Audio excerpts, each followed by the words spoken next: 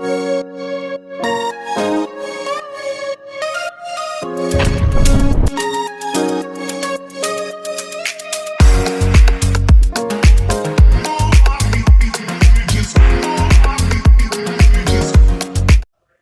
हिंद दोस्तों, आज की इस वीडियो में हम द्विघात बहुपद का ज्यामितीय अर्थ यानी कि द्विघात बहुपद को ग्राफ पर प्रदर्शित करना सीखेंगे। ठीक है, बहुपद के शून्यकों का ज्यामितीय अर्थ यानी कि इसके पहले वाले वीडियो में आपने एक घातीय बहुपद या फिर हम कह सकते हैं रैखिक बहुपद को ग्राफ पर प्रदर्शित करना सीख लिए थे। तो इस बहुपद में हम द्विघातीय बहुपद को ग्राफ पर प्रदर्शित करना या फिर ज्यामितीय अर्थ के रूप में सीखेंगे। द्विघातीय बहुपद की अगर हम बात करें तो आपको पता है कि द्विघातीय बहुपद की अधिकतम घात कितनी है? 2 होती है। किसी भी बहुपद में अधिकतम घात अगर 2 है तो वह आपका क्या कहलाता है? द्विघात बहुपद कहलाता है। और आपको ये भी पता है कि द्विघात बहुपद के शून्यक कितने होते हैं? 2 होते हैं। ठीक है, कितने शून्यक होते हैं? 2 होते हैं। तो उन्हीं शून्यकों को आप ग्राफ पर प्रदर्शित किस तरीके से करेंगे उसको आज हम लोग इस वीडियो में सीखने वाले हैं। द्विघात बहुपद की अगर हम बात करें तो द्विघात बहुपद यानी कि x² - 2x - 4, ठीक है, जिसका व्यापक रूप ax² + bx + c होता है। ठीक है, तो यहाँ पर अगर हम बात करें ये आपका x अक्ष हो गया, ये y अक्ष हो गया। अगर हम -2 मान लेते हैं x का मान यानी कि x बराबर -2 रखने पर, ठीक है, x बराबर -2 रखने पर तो कितना आपका हो जा रहा है? x² - 3 × -2 - 4। ठीक है, तो x की जगह पे हम क्या रखेंगे? -2 का वर्ग -3 दुनाई -3 × -2 - 4। ठीक है, तो हो जा रहा है 2 दुनाई 4 + 3 दुनाई 6 - 4 यानी कि 10 - 4 बराबर कितना आ गया? 6 आ गया। इसका मान y के अक्ष का। ठीक है, y अक्ष का मान कितना आ गया? 6 आ गया। यहाँ पर अगर आप ध्यान से देखेंगे तो y अक्ष का मान कितना आ रहा है? 6 आ जा रहा है। ठीक है, अब बात करेंगे x की मान की, तो यहाँ पर हम मान लेते हैं -1 मान लेते हैं दूसरे वाले कॉलम में। अब x का मान -1 अगर यहाँ पे रखेंगे तो -1 का वर्ग -3 × -1 - 4 -1 का गुणा करेंगे, -1 × -1 बराबर 1। ये आपका 1 माइनस प्लस 3 × 3 - 4 यानी कि 4 में से हम 4 घटाएंगे, कितना आ जा रहा है? 0 आ जा रहा है। इसका मान कितना हो गया? 0 हो गया। ठीक है, अब इसका मान 0 मान लेते हैं। क्या मानते हैं? 0 मान लेते हैं। तब 0 का वर्ग करेंगे 0 माइनस, अब 0 में 3 से गुणा करेंगे 0 होगा, -4 होगा। ठीक है, तो यहाँ कितना हो जा रहा है? 3 शून्य 0 - 4 यानी कि कितना हो जा रहा है आपका? -4 आ जा रहा है। ठीक है, कितना हो जा रहा है? -4 आ जा रहा है। अगर हम 0 मान लेते हैं x का मान तो कितना आ जा रहा है? -4 आ जा रहा है। ठीक है, इसके बाद हम क्या कर रहे हैं? x का मान 1 मान रहे हैं तो 1 का वर्ग हो जा रहा है, -3 × 1 - 4, 1 -3 - 4 यानी कि 4 3 7, 1 - 7 बराबर कितना? -6। इसका मान कितना आ गया? -6 आ गया। ठीक है, इसी तरीके से इसका हम क्या मानेंगे? 2 मान ले रहे हैं तो 2 का वर्ग हो गया -3 × 2 - 4 हो गया 4 -3 दुनाई 6 -4 और 6 4 10 -10 बराबर -6। ठीक है, कितना हो गया? -6। इसका भी हो गया। ठीक है, ये आगे समझ में। अब इसी तरीके से हम क्या करते हैं? बढ़ते जाते हैं, यानी कि 3 मान लेते हैं तो हो जाएगा 3 का वर्ग -3 × 3 - 4 हो गया 3 त्रिक 9 -3 त्रिक 9। ठीक है, -4 9 4 13 यानी कि 9 - 13 बराबर -4। इसका मान कितना आ गया? -4। अगर हम 3 मानते हैं 3 तो इसका मान कितना आ जा रहा है? -4 आ जा रहा है। ठीक है, अब इसी तरीके से आगे हम क्या करते हैं? बढ़ते जाते हैं। ठीक है। अगर मान लीजिए हम क्या मान लेते हैं, 4 मान लेते हैं, 4 मान लेते हैं, तो 4 का वर्ग हो जा रहा है -3 गुणे 4 -4, ठीक है। तो 4 चौके 16 -4 3 12 -4, ये हो गया 16, 16 - 16 बराबर 0। तो इसका मान कितना हो गया 0। 5 मान लेते हैं, यही लास्ट है, इसके अलावा आप भी कुछ भी मान सकते हो। तो 5 का वर्ग -3 गुणे 5 -4 पंचम 25 -5 15 -4, यानी कि 25 माइनस कितना घटाएंगे 15 4 19 बराबर कितना आ गया 6, ठीक है। 19 6 25। तो ये आपके आ गए मान आ गए, ठीक है। साइड में आपके अगर आपने 2 माना है, -2 माना है तो 6 आया, -1 माना है तो 0 आया, और 0 माना है तो -4 आया, 1 माना है तो -6 आया, और 2 माना है तो -6 आया है, 3 माना है तो -4 आया है, 4 माना है तो 0 आया है, 5 माना है तो 6 आया। अब इसी को आप क्या करेंगे, इसी ग्राफ पर प्रदर्शित करेंगे, वही आपका क्या होता है, ज्यामितीय अर्थ होता है। और आपको ये भी पता है कि x अक्ष को अगर रेखा 2 बिंदुओं पर अथवा 3 बिंदुओं पर अथवा 4 बिंदुओं पर काटती है तो वही उस घात के क्या होते हैं, शून्यक होते हैं, वही उस बहुपद के क्या होते हैं, शून्यक होते हैं। तो यहाँ देखो -2 है x का मान। अब देखो यहाँ पर ये आपका प्लस में होता है, 1 2 3 प्लस में होता है आपका, इस तरीके से देख लो, प्लस में हो गया, ठीक है। 5 6 7, 1 हो गया, 2 हो गया, 3 4 5 6 7। इधर माइनस में -1 -2 -3 -4 -5 -6 और -7 इधर हो गया। ये प्लस में होगा 1 2 3 4 5 6 7, ये माइनस में -1 -2 -3 -4 -5 -6 -7, ठीक है। आप क्या करेंगे, आपकी किताब में साफ साफ दिया रहेगा, और यहाँ पे क्या होंगे, छोटे छोटे कॉलम बने हुए रहेंगे। तो पहले में क्या है, -2x यानी कि ये वाला, ठीक है। और यहाँ पे प्लस आ रहा है, यानी कि y पे प्लस है और x पे -2 है। तो ये कहाँ पे होगा, आपका प्लस वाला ऊपर रहता है, तो प्लस वाला आपका कहाँ चला जाएगा, ऊपर चला जाएगा, यानी कि ये -2 हो गया। अब प्लस में देखेंगे 1 2 3 4 5 6, यानी कि इसकी सीधाई पर यहाँ पर, ठीक है, यहाँ पर, यहाँ कहीं पर बनेगा, ठीक है।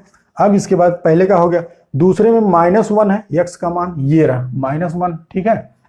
और यहाँ पे 0 है, तो जाहिर सी बात है इसी पे रहेगा, क्योंकि ये 0 है और यहाँ पे 0 है, तो इस पे रहेगा, ठीक है। अब 0 हो गया, ये रहा y का मान, x का मान 0, y का मान भी 0, सब बराबर होता है, ठीक है। और y का कितना हो गया, -4, -1 -2 -3 और -4, ठीक है। तो इस पर आएगा, आ रहा समझ में ना। इसके बाद 1 आ गया, किसका, x का 1 यहाँ पर है, ठीक है। और -6 है, -6 यहाँ पर और ये 1 यहाँ पर, ठीक है। यहाँ पर आ गया आपका ये वाला, कहाँ पर आ गया, यहाँ पर आ गया, ठीक है।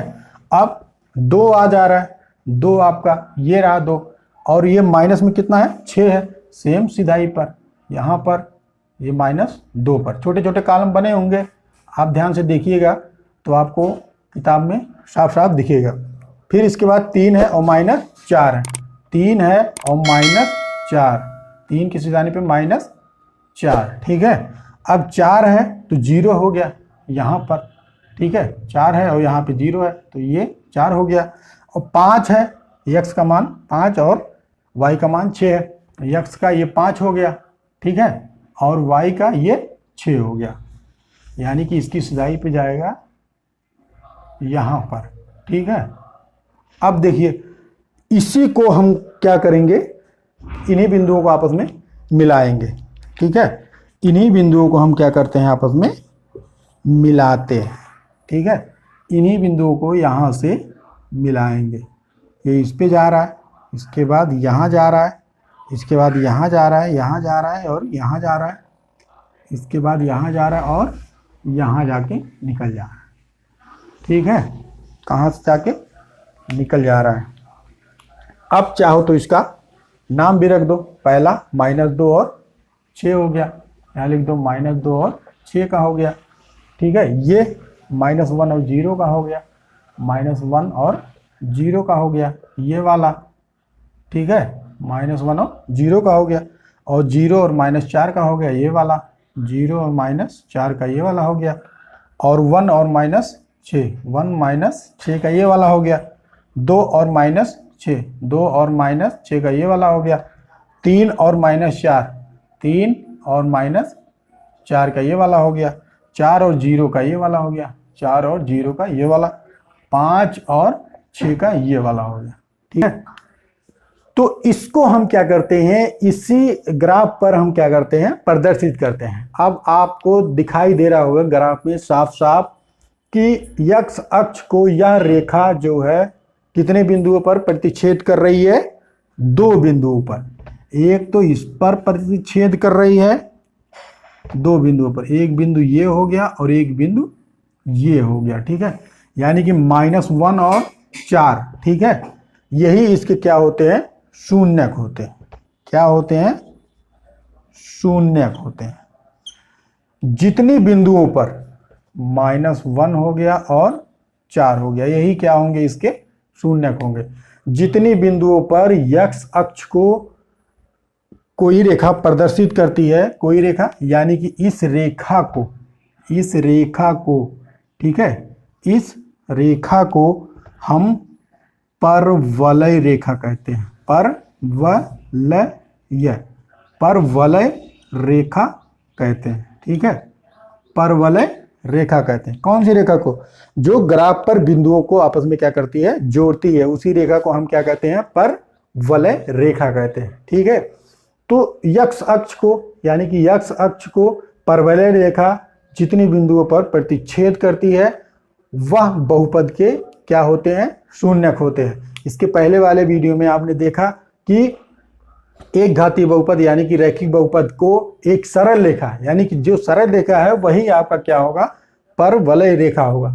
वह क्या करता था, एक बिंदु पर प्रतिच्छेद करता था, और यहाँ पर आप देखेंगे x अक्ष को क्या कर रहा है, ये 2 बिंदुओं पर क्या कर रहा है, प्रतिच्छेद करता है। वह रेखा जो बिंदुओं को आपस में जोड़ता है परवलय रेखा कहलाता है, और जितने बिंदुओं पर x अक्ष को काटता है यानी कि प्रतिच्छेद करता है वह उसके क्या होते हैं, शून्यक होते हैं, ठीक है। तो यहाँ पे इसके 2 शून्यक होंगे, ठीक है। कितने शून्यक होंगे, 2 शून्यक होंगे। और परवलय रेखा की 2 स्थिति होती है। परवलय रेखा की स्थिति, ठीक है, 2 होती है। एक तो जब वह a से बड़ा होता है, यानी कि 0 से जब a बड़ा होता है तब वह ऊपर की ओर बनता है, यानी कि अगर इस तरीके से है तो ये इस तरीके से ऊपर की ओर बनेगा, ठीक है। कैसे बनेगा, ऊपर की ओर ऐसे बनेगा। और अगर a छोटा होगा 0 से तब यहाँ परवलय नीचे की तरफ बनेगा। ये आपको हमेशा ध्यान रखना। अगर a बड़ा होगा 0 से तो परवलय हमेशा ऊपर की ओर बनेगा, यानी कि ऊपर की ओर खुला रहेगा। और अगर a छोटा होगा 0 से तो परवलय नीचे की ओर बनेगा, यानी कि नीचे की ओर इसका मुंह क्या होगा, खुला होगा, ठीक है। यहाँ तक तो आ गया होगा समझ में। अब बात करते हैं, यहाँ से अगर हम ध्यान से देखें तो हमारे पास 3 स्थितियाँ सामने आती हैं, ठीक है। कितनी स्थिति आती है आपके सामने, 3 स्थिति आती है। तो बात कर लेते हैं 3 स्थिति पर। 3 स्थिति पर बात करते हैं, ठीक है। किसी द्विघात बहुपद के 3 स्थिति होते हैं। एक स्थिति नंबर 1, ठीक है, ये हो गया स्थिति नंबर 1, ठीक है। स्थिति नंबर 1 आपका, मान लीजिए आपका परवलय रेखा इस तरीके का है, ठीक है। किस तरीके का है, इस तरीके का है। तो यहाँ पर अगर आप ध्यान से देखेंगे तो ये स्थिति नंबर 1 में x अक्ष को कितने बिंदुओं पर प्रतिच्छेद कर रहा है, 2 बिंदुओं में। मान लीजिए m और n पर प्रतिच्छेद कर रहा है, इधर भी m और n पर प्रतिच्छेद कर रहा है। तो स्थिति नंबर 1 में, स्थिति 1 में शून्यकों की संख्या कितनी हो जाएगी, शून्यकों की संख्या हो जाएगी 2, ठीक है। स्थिति नंबर 1 में शून्यकों की संख्या 2। यक्ष अक्ष को यानी कि इसको यक्ष अक्ष को अगर कोई परवलय रेखा जितनी बिंदुओं पर काटती है वही उसके क्या होते हैं, शून्यक होते हैं। ठीक है, क्या होते हैं, शून्यक होते हैं। ये तो पहली स्थिति थी। अब बात करेंगे दूसरी स्थिति की।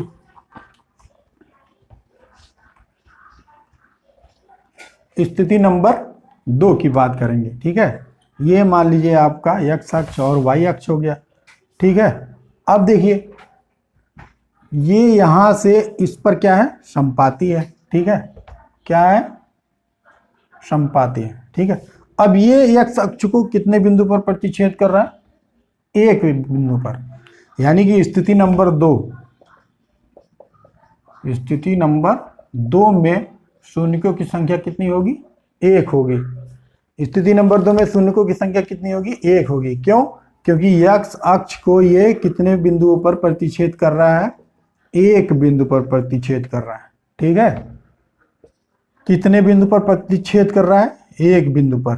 तो आपको पता है कि वह परवलय रेखा एक्स अक्ष को जितने बिंदु पर प्रतिच्छेद करता है वह उसके क्या होते हैं, शून्यक होते हैं। अब स्थिति नंबर 3 की अगर हम बात करें,